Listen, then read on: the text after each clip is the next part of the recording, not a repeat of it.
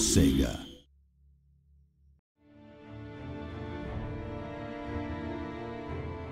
So when we're adding a race to the game, the first thing to do obviously is just play that race on the tabletop game and really get to understand its strengths, its weaknesses, what makes them tick, so that we really understand the IP thoroughly and what it is we're going to try and recreate in a Total War game. The Wood Elves in Warhammer are fairly different from what you'd expect from an Elven race that you might find in other lores and mythology.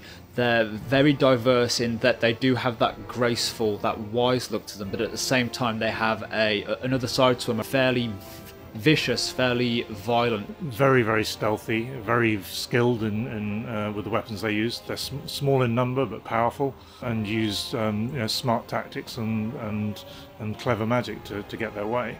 There are various quite powerful creatures that they can call upon. So the Dryads in particular, who as a female unit in the tabletop are very slender, they've got fairly feminine faces, and what we wanted to do was break away from that stereotype and really push them, emphasise the monstrous element of their faces, their twisted, tangled nature, change their proportions so they're much chunkier and again much more readable from a distance, which worked really well in our game.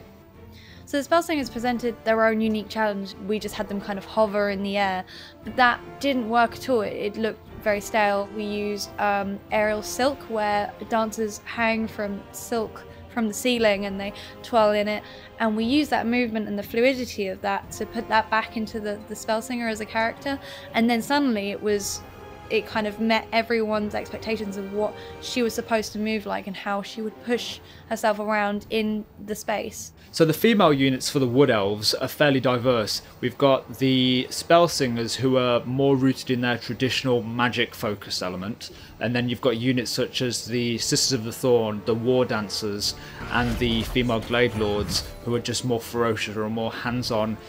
Where they're elegant and deadly, suddenly you've got this other creature that's humongous, and he's made out of a tree, and you just get this amazing kind of creaky wooden look. We kind of broke animation rules a bit because we ended up having this snappy tree-like movement, so we really wanted to make them feel like trees and like branches that had come to life. Approaching the sounds of the ancient treemen, that was challenging in itself. We knew that we had to do a lot of field recording for it. We wanted to make these ancient treemen really sound like massive trees. We actually cut down real trees to get this massive impact. So when they die in game, we actually hear a tree falling. So we basically had a fun day out in the woods. We wanted to be as close as possible to the source, but also still be safe. Would be a great sound to get crushed under a tree, but probably just a one shot. A key characteristic of the Wood Elves lore is that they're fierce and proud isolationists.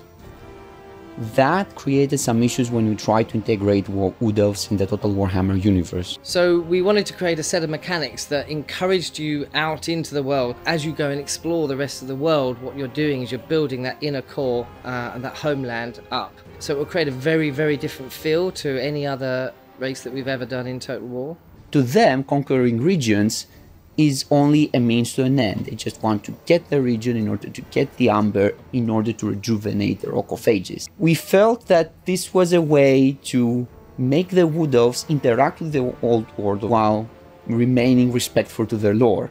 There's a number of different departments and different people with different ideas as to how we should be recreating the Wood Elves in the game. When you have a dream and everyone's got a different opinion on how they should move, the fun part is then finding everyone's ideas and making them come together and making a collaboration. And generally, as we're developing, we really want individual teams and individual people to be able to express themselves and put their own slant on things. And you see the quality of their work individually and as a team just shines through the end product.